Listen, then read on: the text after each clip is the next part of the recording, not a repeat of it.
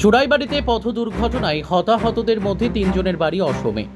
কিছুতেই যেন থামছে না ঘন ঘন পথ দুর্ঘটনা। অসম আগরতলা ৮ নম্বর জাতীয় সড়কে উত্তর ত্রিপুরার চুড়াইবাড়ি সংলগ্ন শনিছড়ায় ভয়াবহ এক পথ দুর্ঘটনায় একজনের মর্মান্তিক মৃত্যু সহ গুরুতর আহত হয়েছেন আরও ৩ জন। মঙ্গলবার কাক ভোরে এই দুর্ঘটনাটি ঘটে।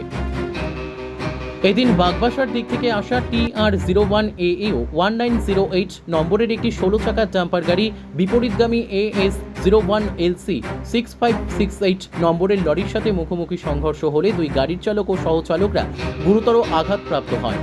পরে পুলিশ ও ফায়ার সার্ভিস সহ স্থানীয় মানুষের এগিয়ে গিয়ে আহতদের দ্রুত উদ্ধার করে হাসপাতালে নিয়ে গেলে কর্তব্যরত চিকিৎসক সাজানুল ইসলাম নামের গুরুতর আহতকে উন্নত চিকিৎসার জন্য অন্যত্র রেফার করেন, কিন্তু শেষ রক্ষা হয়নি।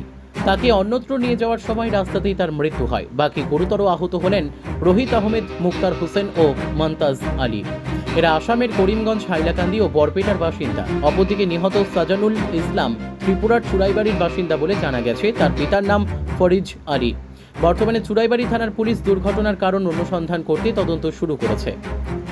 পাথারকান্দি থেকে মলয় কুমার দাসের রিপোর্ট, নববার্তা টুডে। ডাম্পার গাড়ি আর বডি গাড়ি সংঘর্ষ হয়েছে। ঠিক আমি 3টা 5 সাথে কল গেছে আমার বাড়িতে। হসপিটাল থেকে এখানে কল করছি, একটা অ্যাক্সিডেন্ট হয়েছে কেন তাড়াতাড়ি আইটি আমি 3টা 11 এখানে পড়ছি। পরীক্ষা দুটা গাড়ি একসাথে আছে। বডি গাড়ির ড্রাইভারকে হসপিটাল অলরেডি নিয়ে যাওয়া হয়েছে। আর ডাম্পার গাড়ির ড্রাইভার মানে গাড়ির ভিতরে রয়ে গেছে, তার উদ্ধার করা যান না।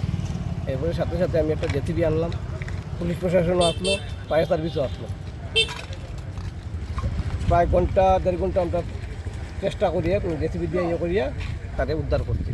প্রায় 4:30টার দিকে তাদের উদ্ধার করিয়া হসপিটালে আমরা পাঠাইছি। টোটাল 4 জন। টোটাল 4 জন। আমাদের কেউ কি মারা গেছে? এখন পর্যন্ত তো খবর পাইছি না আমরা। একজন মারা গেছে, মানে সিলজার প্রেরণ করা হয়েছে, আমরা যতদূর জানি।